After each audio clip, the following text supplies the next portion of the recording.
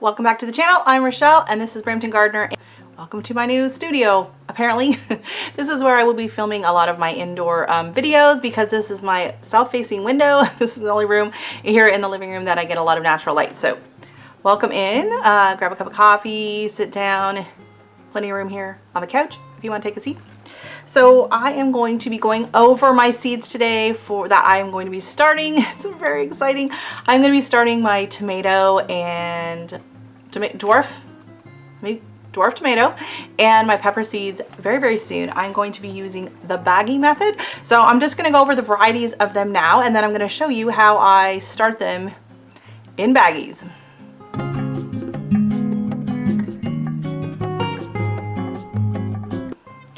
So first up, I'm going to be talking about the dwarf tomatoes. I tried them for the first time last year.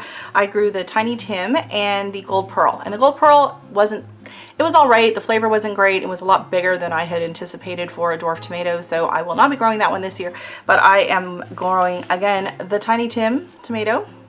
It was a great little tomato. I had two of them in the small, like, white pot. It grew prolifically. Like, I had so many tomatoes off of that plant, I could not believe it. I got more tomatoes off of that than I did off my larger indeterminates, like the whole season. Like, it was crazy how many tomatoes this little plant produced, and early, because I started them early. So that is what is really nice about the dwarf tomatoes, is they're small, so you can start them nice and early, so you get tomatoes well before you would out in the garden with the rest of the tomatoes that have to get planted out because they're big. One of the main reasons I wanted to grow the dwarf tomatoes was for my dog Gizmo, because he is a huge fan of tomatoes. He loves them. And unfortunately, he passed away Monday morning, January 3rd. He was almost 16 years old. He had had a wonderful life, and so I'm growing these in... So I'm going to be growing his favorite, the Tiny Tim tomatoes. And the next two I won... Oh, there's another one. It's upstairs. Oh no, I gotta go get it. Hold on.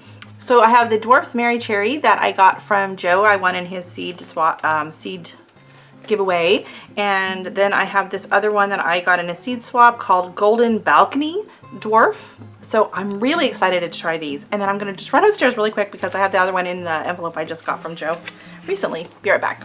I'm back. I found them. So the other ones that I won from Joe at Garden State Gardener, if you're not following him, you should. He does big seed giveaways every Sunday night. So go check him out. I'll drop his link down below.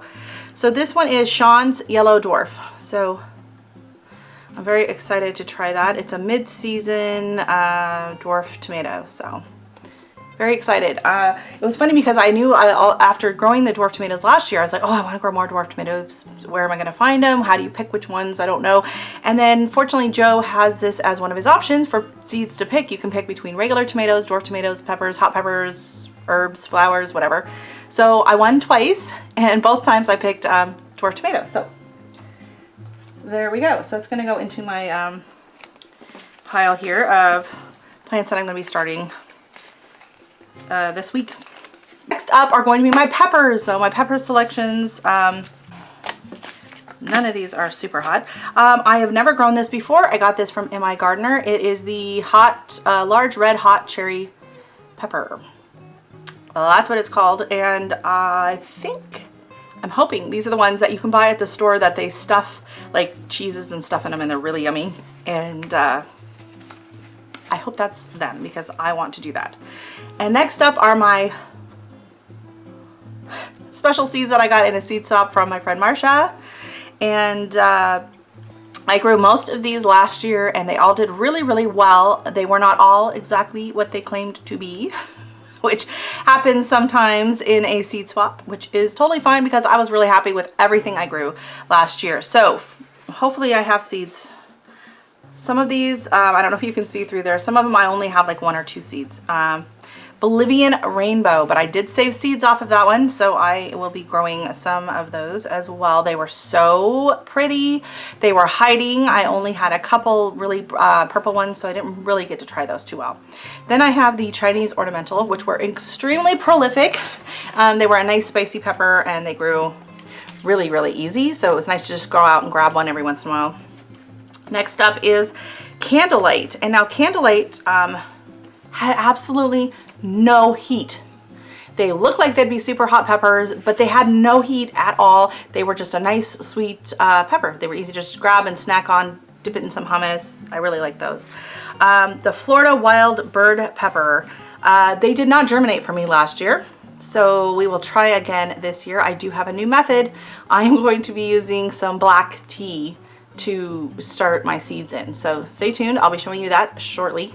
I learned that tip from a video last year. Then I have the Trinidad Perfume, which say they have no heat, but a couple of them, like you bite into it and be like, yeah, there's no heat. And then you take another bite and you're like, oh, no, no, no, no, no. There's a bit of heat here. Okay, then I have my Jamaican Hot Chocolate. I have seeds that say maybe Jamaican Hot Chocolate, and then I have seeds that say Jamaican Hot Chocolate for sure. And I grew some of each, and none of mine were Jamaican Hot Chocolate. So mine, they ended up just being Scotch Bonnets, which is fine. I was happy with the Scotch Bonnets, no problem there.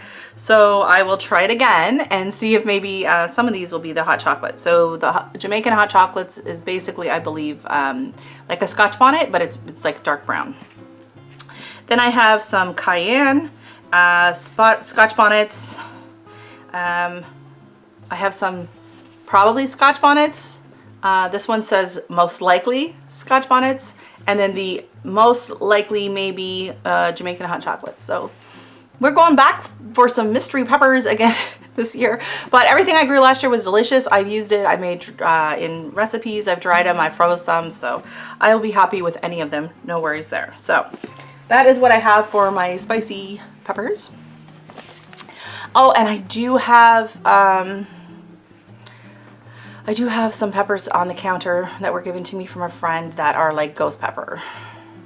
And I believe there's a Trinidadian scorpion as well with its little seeds sitting there. And I'm not sure if I'm brave enough to bother growing it. I have limited growing space, and you know, I like to be able to, you know, taste my food when I'm done eating it. I do like spicy food. My problem is I get the hiccups if it's very spicy, and so that really takes out a lot of enjoyment when you're trying to eat something, is if you have the hiccups while you're eating it. So there's that. Then from last year, some of my absolute favorites that I grew were the Buena Mulata. Love those. They were so pretty, and I started them early and they did amazing. And also the, if you can see that here, my New Mexico 6 peppers. Loved these. Loved these. No heat. They're like a Hatch green chili or an Anaheim. I didn't find any heat on mine, so I don't know if soil conditions or whatever would attribute to that. We had plenty of heat in the beginning of the summer when they were growing. But the flavor from them is amazing. I roasted them and I made the green chili, and absolutely delicious. And they grew really, really well. Like, they put out a ton of fruit for the size of the plants. I was amazed. And then I just picked this one up last week, just a plain old red bell pepper. I didn't have any just plain sweet red bell peppers, and so I thought I will give this a try. So these are the peppers that I am going to be starting.